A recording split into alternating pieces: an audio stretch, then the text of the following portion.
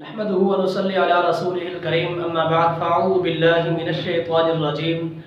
بسم اللہ الرحمن الرحیم۔ ناظرین، آپ دیکھ رہے ہیں زکوٰۃ کورس۔ زکوٰۃ کے سلسلے میں اس سے پہلے ہم 2 ایپیسوڈ بنا چکے ہیں۔ پہلی میں زکوٰۃ کی اہمیت اور فضیلت کو بیان کیا گیا، اور دوسری میں زکوٰۃ کس کس مال پر ہے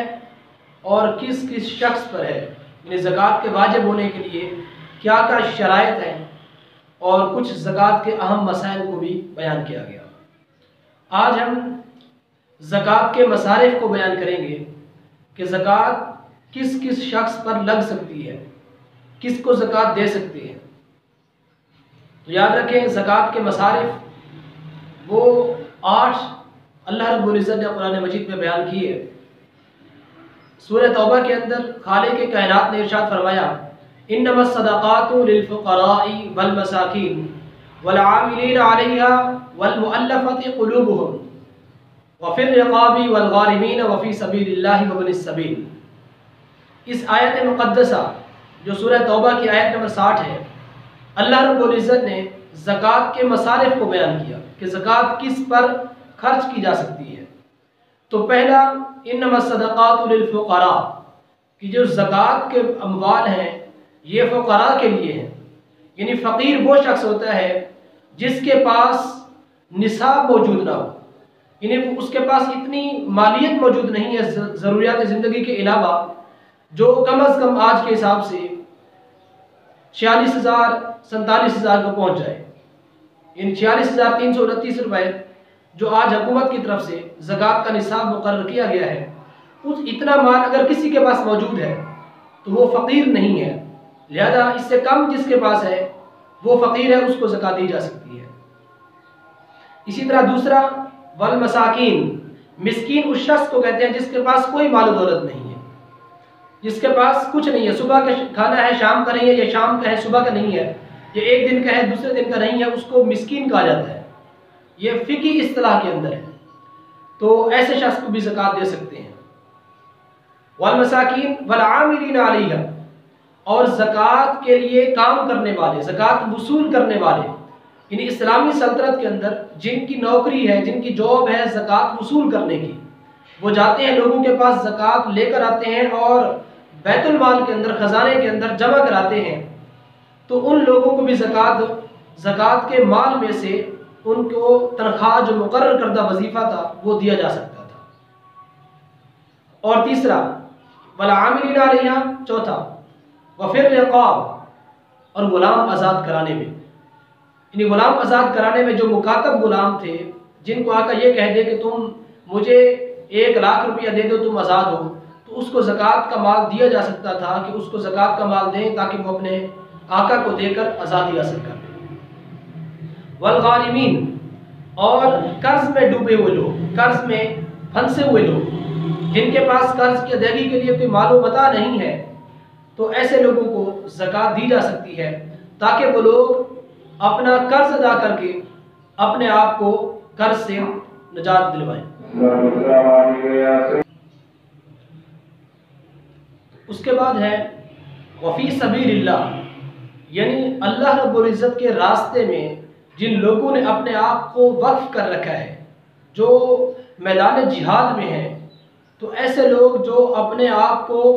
دین کے راستے پر لگا کر رکھا ہوا ہے، اور وہ اتنے مشغول ہیں کہ ان کو اپنا الگ سے کاروبار کرنا اور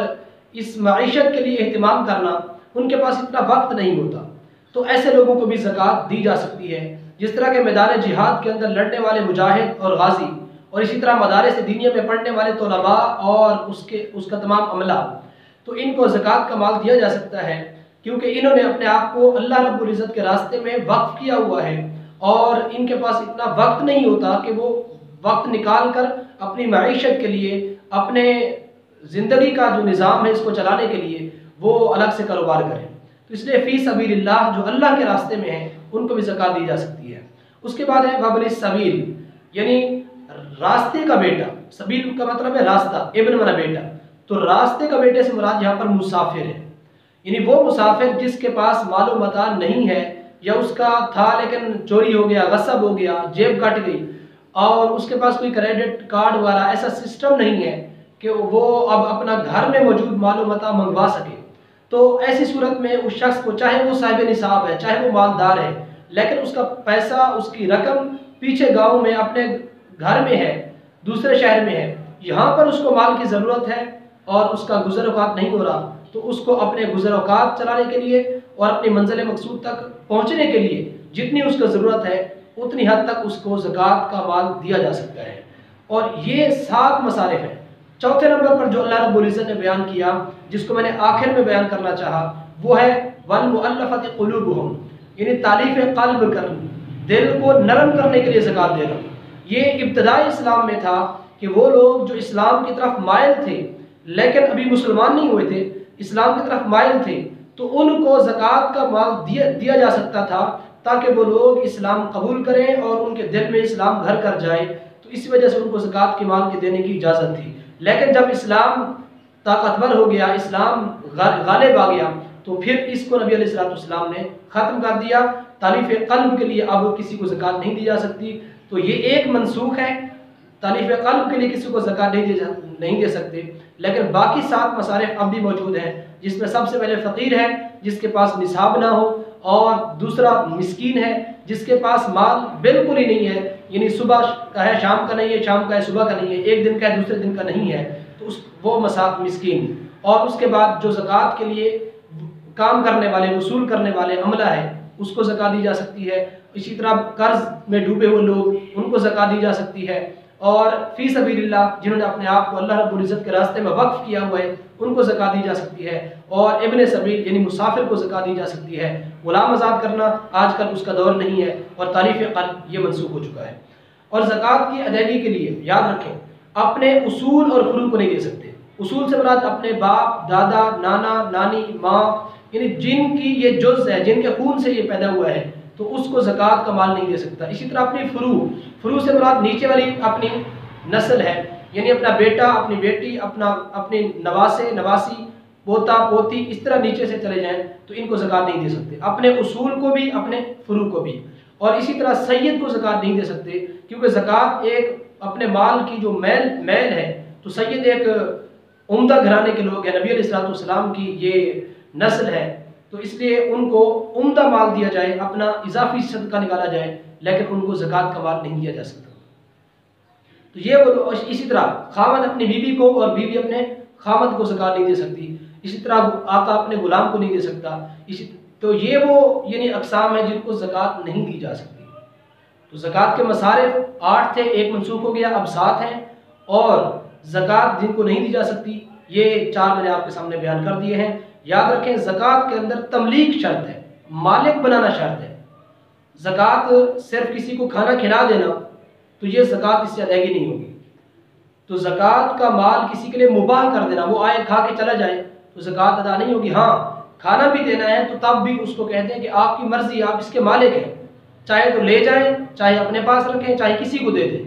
تو یہ آپ کا کھانا ہے، آپ اس کے مالک ہیں، ایسی صورت میں زکوٰۃ ادا ہوگی۔ اسی طرح کسی بھی شخص کو اگر کوئی چیز دینی ہے، کتابیں دینی ہیں، لائبریری میں آپ وقف کر دیں، ایسی زکوٰۃ نہیں ہوگی، کیونکہ وہ کسی کی ملکیت میں نہیں ہوتی۔ آپ کسی بھی ان 7 اقسام میں سے کسی کو جا کر مالک بنا دیں کہ یہ پیسہ آپ کا ہے، آپ اس کا جو چاہیں کریں، آپ اس کے مالک ہیں، ایسی صورت میں زکوٰۃ ادا ہوگی۔ ہسپتال وغیرہ اور مدارس، ان کے اندر بھی جو لوگ زکوٰۃ وصول کرتے ہیں، وہ معتمم اور وہ جو منتظم بیٹھے ہوتے ہیں، وہ زکوٰۃ بطور وکیل قبضہ کرتے ہیں، وہ اس کے بعد مستحقین تک پہنچانے کے ذمہ دار ہوتے ہیں، اور مستحق تک پہنچتی ہے تب زکوٰۃ پھر اس طرح درست ہو جاتی ہے، یا کسی مستحق کو بلا کر اس کو دی جاتی ہے کہ یہ طالب علم مستحق ہے، اس کو زکوٰۃ کا مال دیا اور وہ مالک بن گیا، اس نے پھر دوبارہ اپنے جامعہ، اپنے مدرسہ کے لیے اس کو نفلی صدقہ کے طور پر وقف کر دیا۔ اسی طرح اسپتال کے اندر ہیلا کیا جاتا ہے، تو ایسی صورت میں ان پر زکوٰۃ لگ سکتی ہے۔ اسی طرح مساجد کی تعمیر پر اور مساجد پر زکوٰۃ کا مال نہیں لگ سکتا، بلکہ یہ جامعات، مدارس، یہ زکوٰۃ کے مستحق ہیں، ان کو زکوٰۃ دی جا سکتی ہے۔ دعا ہے اللہ رب العزت ہم سب کو زکوٰۃ جیسے اہم فریضے کی طرف متوجہ ہونے اور توجہ کرنے کی اور اس کا اہتمام کرنے کی توفیق عطا فرمائے۔ آج پوری امت مسلمہ زکوٰۃ کے بارے میں بہت ہی غفلت کا شکار ہے، اس کی طرف توجہ ہی نہیں ہے۔ مال کی حرص اور ہوس اتنی بڑھ چکی ہے کہ لوگ زکوٰۃ کو اسلام کا رکن تک تصور نہیں کرتے، حالانکہ یہ وہ رکن ہے جس کی خاطر صدیق اکبر رضی اللہ تعالیٰ عنہ میدان جہاد میں آگے اور فرمایا جو شخص نبی علیہ السلام کے دور میں ایک رسی بھی زکوٰۃ کی دیا کرتا تھا، آج اگر وہ بکری دے گا لیکن رسی نہیں دے گا تو صدیق اکبر اس کے خلاف اعلان جنگ کرے گا۔ تو میرے مسلمان بھائیوں، اس پیغام کو عام کرو اور اپنے غریب مسلمانوں کی مدد کے لیے بڑھ سے بڑھ کر زیادہ سے زیادہ اس پیغام کو شیئر کرو تاکہ غریبوں کا بھلا ہو اور مسلمان اس عام فریضے کی طرف توجہ دیں تاکہ ہمارا معاشی نظام وہ پھر ایک مرتبہ اصلاح کی طرف آ جائے۔ دعا اللہ رب العزت ہم سب کو عمل کی توفیق عطا فرمائے۔